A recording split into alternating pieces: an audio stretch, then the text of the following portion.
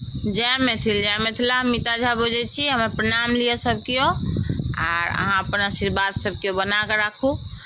आर एकटा भगवती के गीत लऽ कऽ आयल छी तऽ सुनू माँ दुर्गा के नाम पर। कोना करचिल विधिना हमरा बनल देना, कोना करचिल विधिना हमरा बनल देना, किया गे मैया कौने कसूर के बदला ले लगे मैं, किया गे मैया कौने कसूर के बदला ले लगे मैं।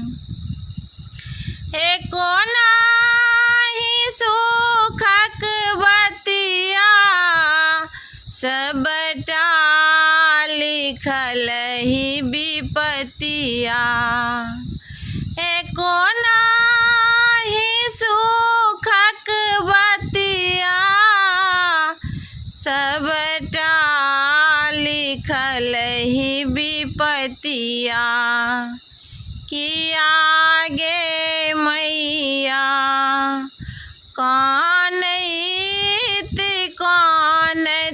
दिन बीतत गे मैं, किया गे मैया कौने कसूर के बदला ले लगे मैं। दर दर सठो कर खाई छी मंदिल कोने पबै छी, दर दर सठो कर खाई छी मंदिल कोने पबै छी, किया गे मैया कहिया तू करबे दिन सुदीन गे मैं, किया गे मैया कहिया तू करबे दिन सुदीन गे मैं। कोना करचिल विधिना हमरा बनल देना, किया गे मैया कौने कसूर के बदला ले लगे मैं।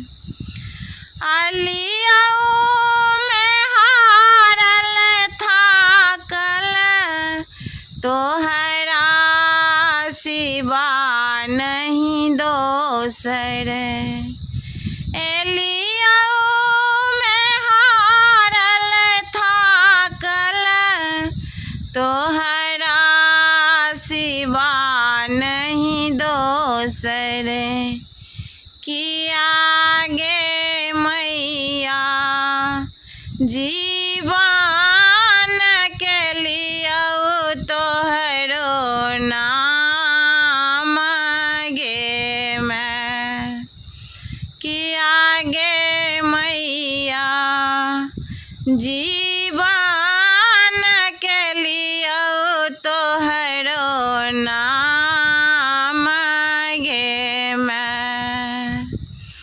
मीता सरवन बेटा बेटी एक नयन समा देखहि